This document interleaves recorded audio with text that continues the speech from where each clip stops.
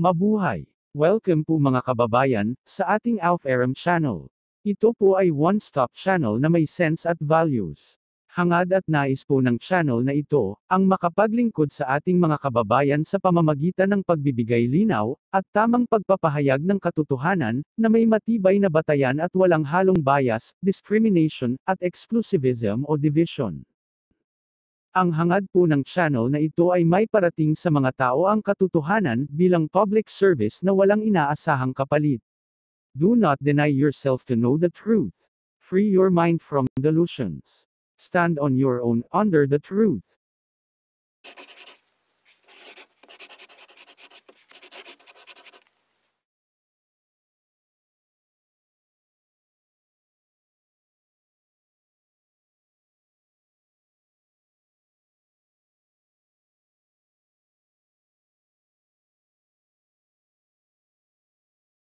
Sa nakaraan ay ipinakita natin ang historical at archaeological proofs ng Israel.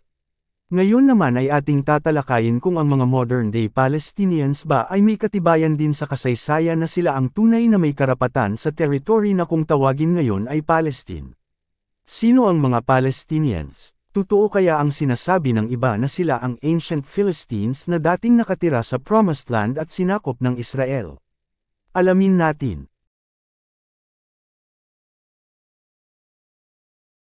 Sino ba talaga ang naunang nakatira sa lugar na kung tawagin sa kasaysayan ay Levant? Umpisahan po natin sa lugar. Ang lugar o bahagi ng lupa na kinaroroonan ng Jerusalem, Israel, Palestine, at iba pa, ay tinatawag noon na Levant. Ito ay mula sa Italian word na Levante, na ang ibig sabihin ay rhizome. Noong una ito ay tumutukoy sa mga lugar ng Greece, Anatolia, Syria-Palestine, and Egypt, dahil sila ay nasa east ng Venice, Italy. Kaya sa pananaw ng mga Europeans ay ang pagsikat ng araw ay nagmumula sa mga lugar na ito. Kinalaunan nito ay ginamit para tukuyin ang mga bansang Syria, Lebanon, Palestine, Israel, Jordan, at Cyprus. Bahagi ito ng tinatawag na Fertile Crescent na ang magkabilang dulo ay nasa Babylonia at Ehipto. Ang nakapaligid kasi dito ay kung hindi desyerto ay yelo at kung hindi karagatan ay kabundukan. Pero itong Fertile Crescent ay may mga puno, halaman at mga sakahan, ang tawag noong araw sa lugar ay Near East. Ito ay tumutukoy sa mga lugar na nasa east ng Mediterranean Sea hanggang sa Turkey at mga nakapaligid dito, noong medieval period. Ito ay ayon kasi sa pananaw ng mga Europeans lalo na ang mga British navigators. Sa pananaw kasi nila ay nasa kabila ng mga lugar na ito ang East. Hindi nila alam dati na marami pang lugar sa kabila gaya ng China at sa kabila pa ng China. Kaya ang tawag sa region natin ngayon ay Far East. Kaya naging Middle East naman ito ay dahil noong 1902 ay isinama ng mga navigators ang India sa lugar na tinutukoy nila bilang Middle East. Pero sa ngayon ay narito ang mga bansa na kabilang Iraq, Iran, Cyprus, Oman, Egypt, Bahrain, Turkey, United Arab Emirates, Qatar, Palestine, Yemen, Saudi Arabia, Lebanon, Israel, Syria, Kuwait, and Jordan. Sa Biblia ang tawag sa lugar na ito ay Kanaan. Hindi tiyak kung saan nagmula ang salitang ito. May nagsasabi na ito ay mula sa anak ni Ham na si Kanaan. Pero mukhang malabo ito dahil ang lugar na ito ay Shemite territory mula noon hanggang ngayon. Samantalang si Kanaan ay isang Hamite. May nagsasabi naman na ang pangalan ng lugar na ito ay mula sa ancient Phoenician word na ang kahulugan ay reddish-purple dahil sa lugar na ito nakukuha ang snail na pinagkukunan ng color purple dyes noong ancient times. Ayon sa archaeology ay may mga nakatira na dito noong year 4000 BCE pa. Napakatagal na panahon na bago pa ipinanganak si Kanaan. Ayon naman sa recorded history ay around 2000 BCE ang unang ulat na may mga nakatirang tao dito. Ang Semitic people daw na nakatira dito ay nagmula sa Mesopotamia ayon sa DNA results. Take note na hindi sila mga blacks. Sila ang tinatawag na Canaanites. Ang oldest mention sa Canaanites ay matatagpuan sa isang letter to the King of Mari, dated year 1800 BCE. Makikita din ito sa mga coffins, sa mga ancient Egyptian paintings, at mga ancient ruins ng kanilang civilization sa Kanaan.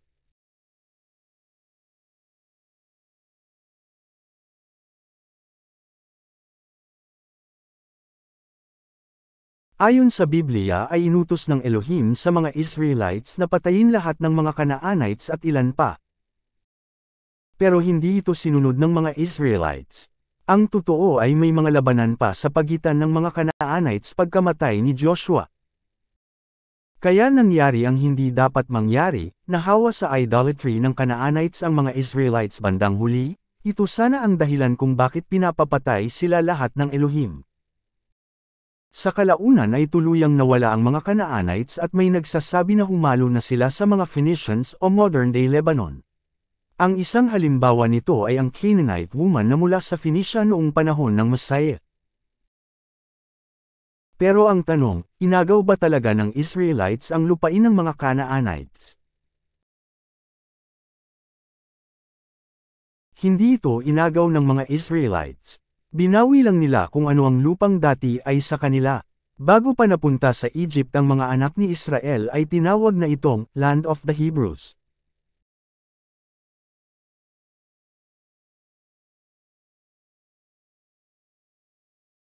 Nang mapunta sa Egypt si Joseph ay nabanggit niya na siya ay nagmula sa lupain ng mga Hebreo.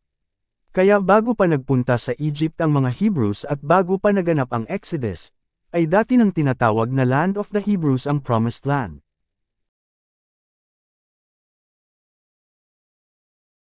Balikan natin ang pangyayari bago ang mga ito. Nagsimula ito kay Abraham. Matatandaan na si Abraham ay tinawag ng Elohim mula sa Ur, sa may Babylon. At pinapunta siya sa Kanaan. Pero nanirahan muna sila sa Haran.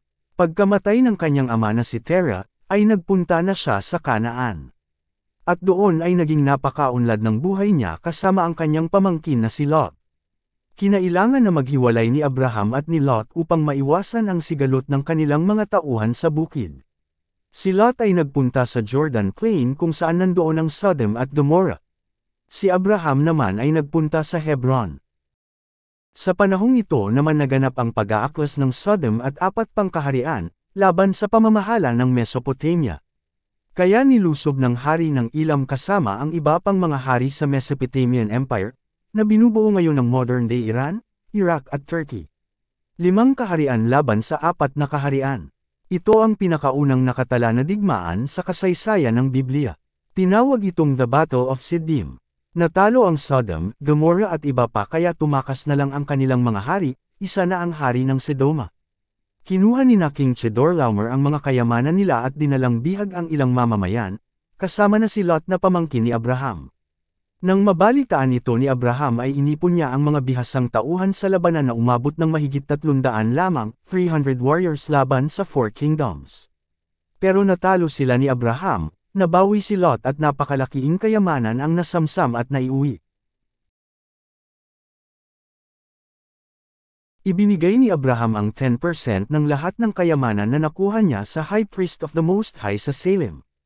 At isinauli pa ni Abraham ang mga pag-aari ng King of Sodom. Dahil dito ay kinilala sa Kanaan si Abraham bilang makapangyarihan na tao. Kung tutuusin ay kay Abraham na lahat ng mga kaharian na nasakop sa Kanaan ni King Chedorlaomer dahil tinalo niya ito. Kaya walang inagaw o sinakop si Abraham sa Kanaan. Pamana ito ng Elohim sa kanya sa pamamagitan ng tagumpay sa digmaan. Sa katunayan, ay lahat ng mga lupain na kanilang tinitirahan ay binibili nila sa private owner. Kagaya ng mamatay si Sarah. Pansinin sa Genesis chapter 23 ang pagkilala kay Abraham ng mga Canaanites. Nang binibili niya ang Cave of Macpelah ay tinawag siyang Mighty Prince at pinapakuha siya ng kahit anong gusto niyang lupain. Ibig sabihin ay mataas ang pagkilala kay Abraham ng mga Canaanites. Pero ipinilit pa rin ni Abraham na bayaran ito. Ganoon ang ugali ng mga Hebrews, mula noon hanggang ngayon. Kahit noong panahon ni King David ay binili rin niya ang Mount Moriah upang pagtayuan ng temple sa Jerusalem. Pansinin din na nagbigay si Abraham ng tithe kay High Priest King of Salem na si Melchizedek. Patunay ito na may mga Shemites na noon na nakahalo sa mga Canaanites. Ang Elohim niya at ni Abraham ay iisa.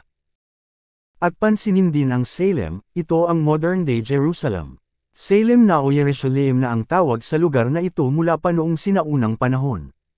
Ang ibig sabihin ng Shalom ay peace gaya ng Shalom. Kaya ang Jerusalem ay City of Peace. May mga archaeological proofs na Jerusalem na ang tawag dito noon pa. Gaya ng mababasa sa Amarna letters na mula pa noong 18th century BCE. Ang pagkakasabi dyan sa wika na Akkadian at pagkakasulat sa cuneiform writing system ay, Urusalim, na malaki ang pagkakahawig sa Jerusalem. Kaya malinaw na Jerusalem na ito noon pa man at malinaw na mga Shemites ang nakatira. Kaya lang ay kabaliktaran sa pangalan nito dahil ang Jerusalem ay pinakamadugong lugar sa kasaysayan dahil ito ang pinakamaraming digmaan na naganap, pero ito ay banal na lungsod ng tatlong relihiyon at dito nagtatagpo ang tatlong continents. Nababanggit din sa Amarna letters ang salitang Habiro na malaki rin ang pagkakahawig sa Hebrew word na Heber o Ebrim kapag plural. Kaya ang mga sinaunang kasulatan mismo ang nagpapatunay ng presensya ng mga Hebreo sa Jerusalem at Kanaan. Kaya noong Exodus, ay bumalik lamang ang mga Israelites sa land of the Hebrews na dati naman nilang tahanan na kaya lang nila iniwan dahil sa tagutom kung kaya sila nakipanuluyan sa Egypt.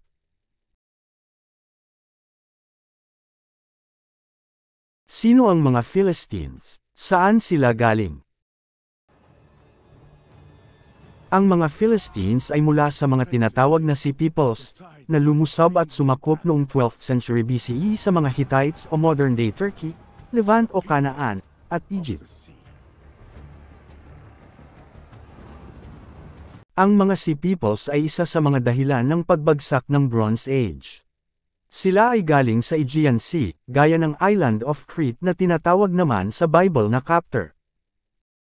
Natalo sila ng mga Egyptians at napilitan na tumakas papunta sa Kanaan. Ang mga ito ang mga Philistines. Dumating sila sa Kanaan halos kasunod lang ng mga Israelites mula sa Exodus from Egypt. Nanirahan sila sa Pentapolis o 5 cities, ang Gaza, Ashkelon, Ekron, Ashdod at Gath, na siyang tinawag na Philistia. Walang masyadong alam tungkol sa mga Sea Peoples maliban sa mga inscriptions sa Egypt tungkol sa paglusob nila. Ang unang banggit sa kanila sa labas ng Biblia ay mababasa sa dingding ng temple ni Ramses III kung saan nakaguhit ang mga nabihag na mga Philistines sa tawag na Peleste. Unang nabanggit ang mga Philistines sa Bible noong panahon ni Samson, sa panahon na nagpapailalim sa Philistines ang mga Hebrews. Lumaganap ang pananakop ng mga Philistines kaya nasakop ang ilang teritoryo ng Judah. May pangyayari nga na naagaw nila ang Ark of the Covenant. Sa panahon na ni King David natalo ng mga Hebrews ang Philistines. Lumawak ang mga lupain na napasailalim sa United Kingdom of Israel. Nang mahati ang Israel at Judah ay nagkaroon ng kalayaan ang mga Philistines. At muling nagkakaroon ng labanan sa kanila. May panahon na napasailalim ng Assyria ang Philistia, pero nang masakop ang Kanaan ng Babylonians ay winasak sila. Magmula noon ay wala nang balita sa kanila. Pinaniniwalaan na sila ay nawalan na ng identity at kagaya ng Lost 10 Tribes of Israel ay humalo na sa kanilang mananakop. Sa paglipas ng panahon ay muling nakabalik ang mga Jews sa Jerusalem nang masakop ang Babylonian Empire ng Persian Empire. Dumaan ang Grecian Empire, at nang dumating ang Roman Empire ay muling winasak ang Jerusalem at tinawag ang Jerusalem na Aelia Capitolina. Matapos ang Bar Kokhba Revolt noong 2nd century CE ay pinagbawalan ng pumasok ang mga Jews sa Jerusalem. At ang Levant, kasama ang Judea, ay tinawag ng mga Romano na Syria Palestina, upang insultuhin ang mga Jews at alisin ang kaugnayan nito sa Promised Land. Sino ang ipinalit ng mga Romans para manirahan sa Promised Land? Ginawang Greco-Roman city ang Judea at dinala dito ng mga Romans ang mga Greeks at Syrians upang manirahan. Kasama na rin ang kanilang mga legionary veterans. Nang lumaganap ang Christianity ay nahawakan ito ng mga Christians. Lahat ito ay documented sa kasaysayan. Nang lumitaw ang Islam ay nag-umpisang pasukin ang Promised Land ng mga Arab Muslims. Ilang digmaan ang naganap sa pagitan ng Christians at Muslims sa pag-aagawan sa Jerusalem, lalo na sa tinatawag na Crusades. Ilang beses nasalitan ang Christians at Muslims sa kontrol ng Jerusalem, depende kung sino ang nanalo sa digmaan. Sa paglitaw ng Ottoman Empire ay lalong napailalim ito sa Muslim control. Nagtagal ng 600 years ang Ottoman Empire. Nagwakas lang ang Ottoman Empire noong World War I, nang matalo ng British Empire at Allied powers. Isinuko ng Ottoman Empire ang Jerusalem sa British Empire kaya napunta ito sa British Mandate. Bilang nanalo sa digmaan at bagong nakakasakop sa mga teritoryo, ay karapatan ng British Empire na ibigay ang lupain kung kanino niya gusto at patirahin kung sino ang gusto niya patirahin. Gaya ng ginawa ng Egyptian Empire nang hayaan nito na tumira ang mga Philistines sa Canaan. Gaya ng ginawa ng Roman Empire sa pagpapatira sa mga Greek sa Palestina. Gaya ng ginawa ng Islamic Empire sa pagpapatira ng mga Arab sa Jerusalem. Ganyan ang patakaran ng digmaan. Noong 1920 CE ay ibinigay ng British Empire ang buong Palestine at Transjordan sa mga Jews bilang kanilang national homeland. Malapit na sana ito sa tunay na boundaries ng Promised Land ayon sa Bible, na mula sa Egypt hanggang Babylon o modern-day Iraq.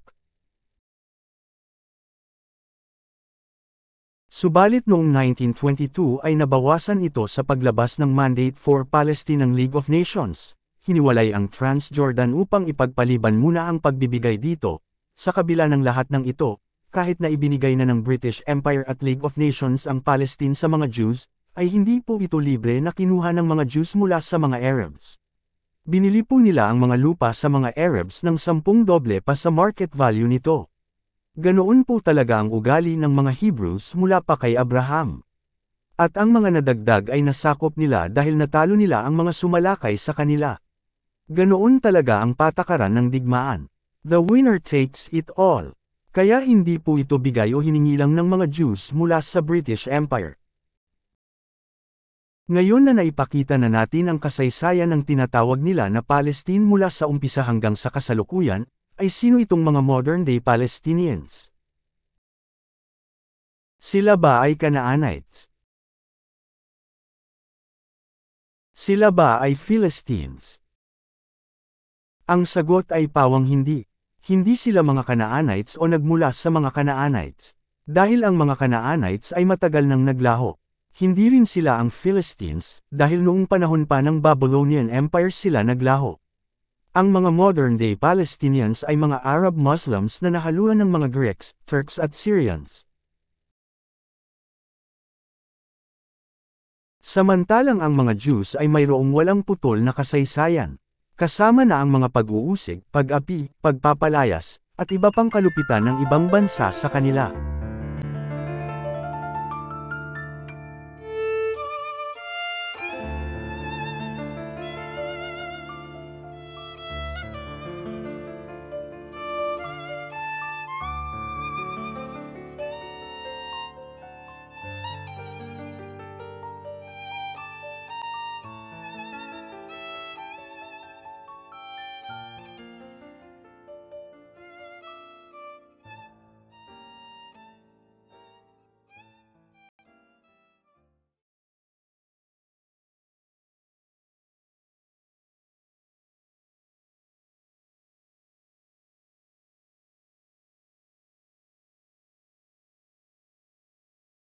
Ang mga Palestinians ay hindi inapi ng mga Jews. Hindi sila sinakop. Hindi sila inagawa ng lupa, hindi sila ninakawan. Hindi sila pinalayas. Hindi sila pinagmalupitan. Hindi sila minasaker. Pero sila ang ayaw tumigil.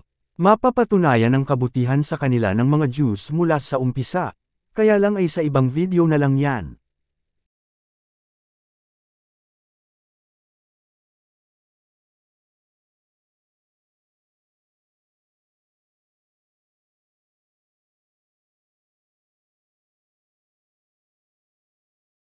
Paki-subscribe upang maging updated kayo lalo na sa mga darating pa na mga videos at announcements.